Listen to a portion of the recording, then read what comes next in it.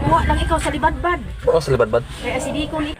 Gusto namin makakuha ng So ayun mga lods, may ano na tayo, may idea na tayo at tayo ay hindi naman titigil kung ano ba yung ibig sabihin ng salibadbad. At talaga namang hindi ako nakatulog dun sa sinabi ng isang Aita na naglalako ng gamot. Yung ino-offer niya nga sa akin dun sa video, yung una kong video. Yun yung ino-offer niya sa akin na sabi niya salibadbad.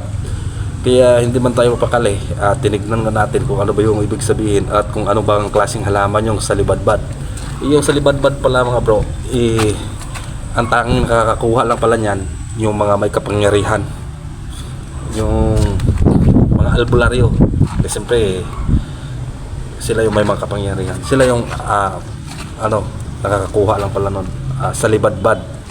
At makukuha pala yon sa yung hindi na natin kaya abutin ng mga ordinaryo lang tao. Panoorin natin to video.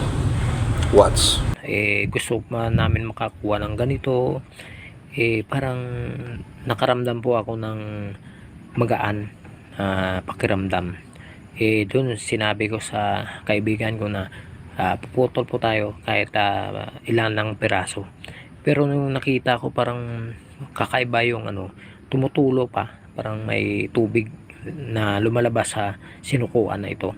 Yun kinuha ko nung coke sakto. Yung ito na lang yung katapusan kong ng tubig. Ininom ko lang at saka nilagyan ko ng ganito. Kahit malayo pa yung pabalik sa kanyang kubo. Kumuha kami nito. Kumuha lang kami nito para makakuha ako ng sagradong tubig ng sinukuang.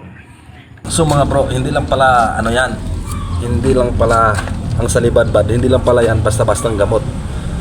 Yan pala ay talaga namang magagamit din at gamot din sa mga taong inggitiro.